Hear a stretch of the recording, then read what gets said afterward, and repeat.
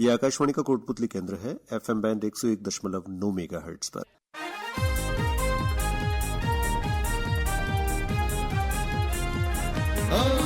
सबको खुशियां है देने आया, नई सौगात लेके आया, विकास की बातें करने आया, मनोरंजन का पिटारा खोलने आया, सबको अपना बनाने ये है आया, Kotputli FM 101.9, Kotputli FM 101.9, Kotputli FM 101.9 FM।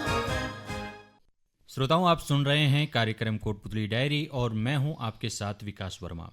आज कोटपुतली डायरी कार्यक्रम में हम चर्चा करने वाले हैं उपभोक्ताओं के अधिकार एवं कानूनी प्रक्रिया विषय पर, और इस चर्चा में हमारे साथ होंगे एडवोकेट मुकेश कुमार यादव, जो जिला अभिभाषक संघ कोटपुतली में सचिव पद पर भी कार्यरत हैं, और इस चर्चा में हमारे साथ होंगी मेरी सहयोगी मानसी जिंदल। तो श्रोताओं, कल्पना कीजिए कि आपने महीनों की मेहनत की कमाई से एक स्मार्टफोन खरीदा।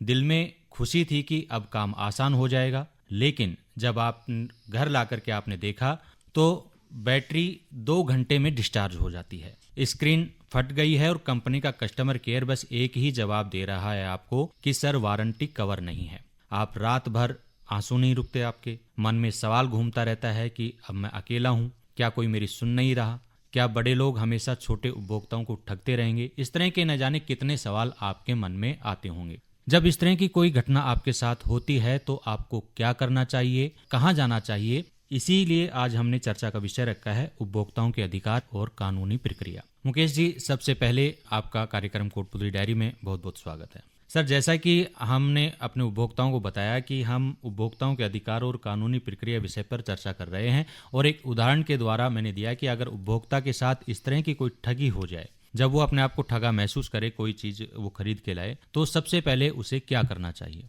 सर, इसके लिए सबसे पहले शिकायत करने का जो चरण दर चरण प्रक्रिया है, उसमें पहले चरण में सबसे पहले सेवा प्रदाता या दुकानदार को लिखित में शिकायत देनी चाहिए। दूसरे चरण में यदि वहाँ समाधान नहीं हो तो नेशनल कंज्यूमर हेल्पलाइन जो है 1915, उस पर कॉल करके अपनी शिकायत रजिस्टर्ड करा सकते हैं। यदि फिर भी समस्या का हल नहीं हो तो ई दाखिल पोर्टल के माध्यम से उपभोक्ता फोरम में मामला दर्ज करा सकता है। यानी कि उपभोक्ता अकेला नहीं है, कानून उसके साथ खड़ा है। उपभोक्ता संरक्षण अधिनियम 2019 हर नागरिक को यह भरोसा दिलाता है कि उसके मजबूत अधिकारों के साथ उसे न्याय दिलाने के लिए न्यायिक प्रक्रिया उसके लिए बनाई गई है, और केवल जागरूक होने और साहस के साथ जरूरत आवाज उठाने की है। तो सर, अगर बात करें कि उपभोक्ताओं के अधिकारों की, तो किस तरह की सुरक्षा प्रदान की गई है हमारे कानून में? उपभोक्ता संरक्षण अधिनियम 2019 में किस तरह से उसके लिए सुरक्षा दीवार मजबूत है? सबसे पहले बात करें सर, उपभोक्ता संरक्षण अधिनियम 2019 ये 20 जुलाई 2020 से प्रभावी हुआ है।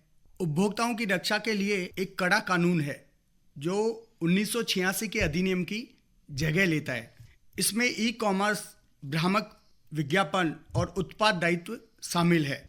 यह केंद्रीय उपभोक्ता संरक्षण अधिनियम के गठन, जिला, राज्य, राष्ट्रीय स्तर पर त्वरित विवाद निपटान और कड़े दंड का प्रावधान करता है। सर, जैसे कि अभी आपने चर्चा की ई कॉमर्स की, यानी कि समय के साथ हमारा बाजार बदल रहा है। उपभोक्ता जो है ऑफलाइन की बजाय ऑनलाइन भी खरीदारी कर रहा है ई कॉमर्स पर, और ज़्यादातर हम देखते हैं कि टीवी पर, मोबाइल पर विज्ञापन भी आते हैं जिनको देखकर भी खरीदारी कर ली जाती है। तो क्या जो हमारा उपभोक्ता संरक्षण अधिनियम 2019 है, इसमें किसी तरह का कोई प्रावधान है अगर उनके साथ में ई कॉमर्स पर या गलत विज्ञापन के जरिए किसी तरह की कोई ठगी हो जाती है? तो सर, इसमें वही प्रावधान है जैसे ई कॉमर्स की कंप्लेंट्स आजकल ऑनलाइन जो खरीदारियां चल रही हैं उस पे भी वही नियम लागू होते हैं, क्योंकि वहां भी हमें बिल मिलता है, ऑनलाइन अपन भुगतान करते हैं। जैसे ऑर्डिनरी कोई कंज्यूमर मार्केट में जाकर कोई सामान परचेज करता है, उनके सबके बिल मिलते हैं।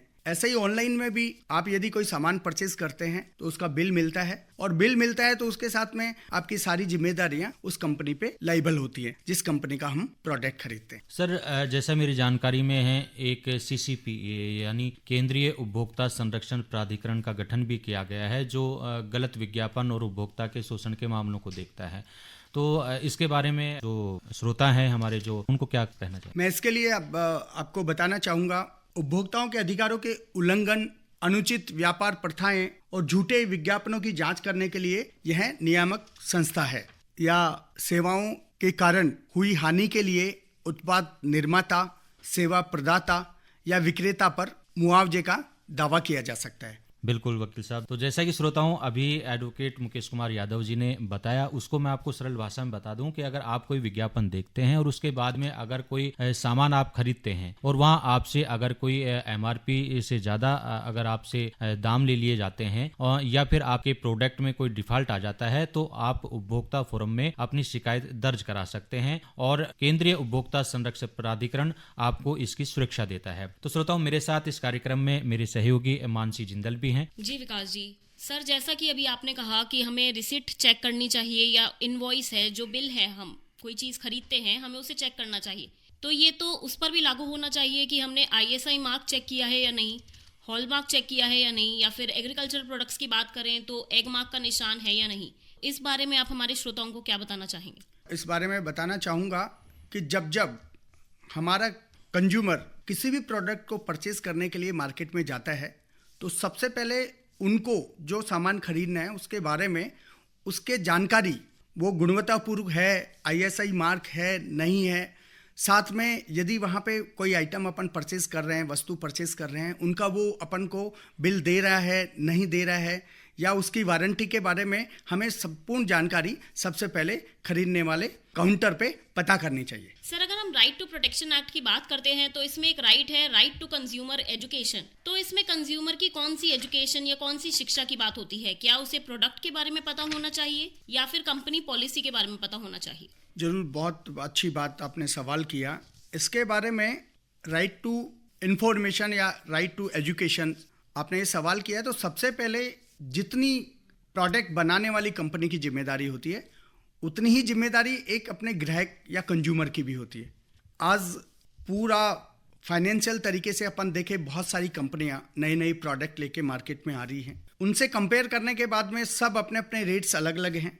तो ये जैसे ही कंपनी पे जितनी जिम्मेदारियां होती है अपने प्रोडक्ट को, उतनी ही जिम्मेदारियां ग्राहक की भी होती हैं। कि वो सबसे पहले जो जैसे मोबाइल फ़ोन खरीदना है या यानी जो भी आइटम उनको परचेज करने हैं, उसके बारे में उनको जानकारी जुटानी चाहिए कि कंपनी का स्टैंडर्ड क्या है, उनके प्रोडक्ट क्या है, उनके प्रोडक्ट का रेशियो ड्यूरेबिलिटी में क्या है, ये वारंटी के रिलेटेड यदि कोई मैटर आते हैं तो उसका रेजुलेशन क्या है।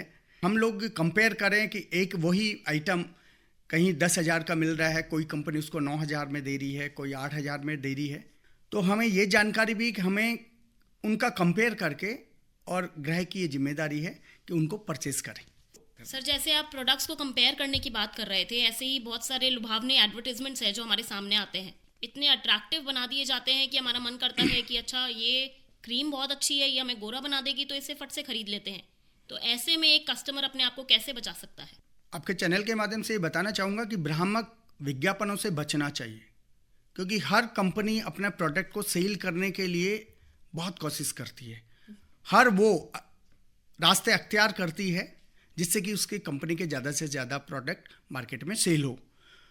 तो मैं कंपनी के प्रोडक्ट के लिए जो भ्रामक विज्ञापन आते हैं, तो उसकी ज़्यादा जिम्मेदारी खरीदने वाले कस्टमर की होती है कि वो बहुत सावधानीपूर्वक भ्रामक विज्ञापनों पे नहीं जाकर उसकी गुणवत्ता और पूरी छानबीन कर वस्तुओं का परचेज करना चाहिए। तो क्या इन एडवर्टाइजमेंट्स पर भी हम लोग शिकायत दर्ज कर सकते हैं अगर ये हमें वर्गलाने की कोशिश करें? हाँ, प्लीज़, क्यों नहीं, बिल्कुल कर सकते हैं। यदि ऐसी भी कोई कंप्लेंट्स आती है तो जरूर अपन शिकायत दर्ज करा सकते हैं। देखिए श्रोताओं, अभी हम चर्चा कर रहे हैं आज उपभोक्ताओं के अधिकार एवं कानूनी प्रक्रिया विषय पर, और इस चर्चा में हमारे साथ हैं एडवोकेट मुकेश कुमार यादव, जो जिला अभिभाषक संघ कोटपुतली में सचिव पद पर भी कार्यरत हैं और इस चर्चा में मेरे सहयोगी हैं मानसी जिंदल जी। इस चर्चा में हमारे सामने आया कि जब हम कोई वस्तु खरीदते हैं तो उसमें उपभोक्ता का यानी हमारा जागरूक रहना बहुत ज़रूरी है, क्योंकि जागरूकता में ही बचाव है। मैं आपको एक जानकारी दे दूं कि जैसे कि सरकारी आंकड़े ये बताते हैं कि देश के जो उपभोक्ता हैं वो पहले से ज़्यादा जागरूक हैं, यानी कोई भी चीज़ खरीदते हैं तो उसकी रेटिंग वगैरह देख करके खरीदते हैं, लेकिन फिर भी इस तरह की ठगी के शिकार हो ही जाते हैं। तो ऐसे में जो हमारा ई जागृति प्लेटफॉर्म है जहां हम ऑनलाइन शिकायत दर्ज कराते हैं वो कितना मददगार है और उस पर शिकायत दर्ज कराने का प्रोसेस क्या है, ये ज़रूर जानना चाहेंगे। यह एक आसान त्वरित समाधान पाने का सबसे पहला कदम है जो हमारे यहाँ 17 भाषाओं में उपलब्ध है। इसके अलावा आप ऑनलाइन शिकायत लिंक है नेशनल कंज्यूमर हेल्पलाइन पोर्टल, इसके माध्यम से भी कर सकते हैं। बिल्कुल सर, जैसे कि आपने बताया कि ऑनलाइन भी शिकायत की जा सकती है और ऑफलाइन भी शिकायत की जा सकती है, तो उपभोक्ता का किसी तरह का कोई खर्चा लगता हो, उसे कितना समय अपना गंवाना पड़ता हो कि यानी उसके लिए क्या कीमत उपभोक्ता को चुकानी पड़ेगी अगर उसको न्याय प्राप्त करना है, तो क्या बताएंगे न्यायिक प्रक्रिया क्या है हमारी? ऑफलाइन के लिए हमारे चरणबद्ध तरीके से जिला स्तर पर 3 स्तर पर उपभोक्ता का विवाद तंत्र है, उसका रेजुलेशन दिया गया है। जिला आयोग है उसमें 1 करोड़ रुपए तक के मामले सुनवाई के लिए होते हैं। इसमें राज्य आयोग है उसको 1 करोड़ से 10 करोड़ रुपए तक के मामले सुनवाई का अधिकार है, और राष्ट्रीय आयोग है उसको 10 करोड़ से अधिक के मामले सुनवाई का अधिकार है। अभी अपने जैसे कोटपुतली की बात करें तो यहाँ जिला उपभोक्ता फोरम कहाँ है और उपभोक्ता कहाँ शिकायत करे? जिला कोटपुतली बहरोड नया जिला बना है। अभी अपने पुराने जिले जयपुर जिले में ही जिला उपभोक्ता आयोग है, उसी में हम लोग हमारी शिकायत दर्ज करा सकते हैं। तो देखिए श्रोताओं, आज उपभोक्ता के अधिकार और कानूनी प्रक्रिया विषय पर हमने चर्चा की और आपको बता दें कि उपभोक्ता होना कोई कमजोरी नहीं है, ये आपका अधिकार है। जब आप शिकायत करते हैं तो केवल आपके लिए नहीं बल्कि पूरे समाज के लिए एक बेहतर व्यवस्था की मांग करते हैं और हमें ये करनी चाहिए, क्योंकि जब एक उपभोक्ता जागता है तब पूरा समाज मजबूत होता है और इसीलिए ये स्लोगन, ये नारा दिया जाता है कि जागो ग्राहक जागो। सर, आपका कार्यक्रम में आने के लिए बहुत बहुत धन्यवाद।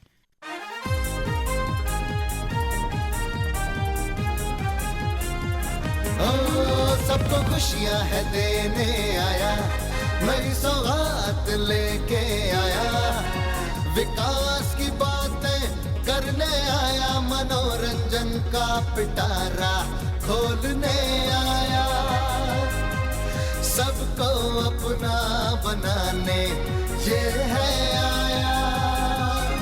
Kotputli FM 101.9, Kotputli FM 101.9, Kotputli FM 101.9, 101.9।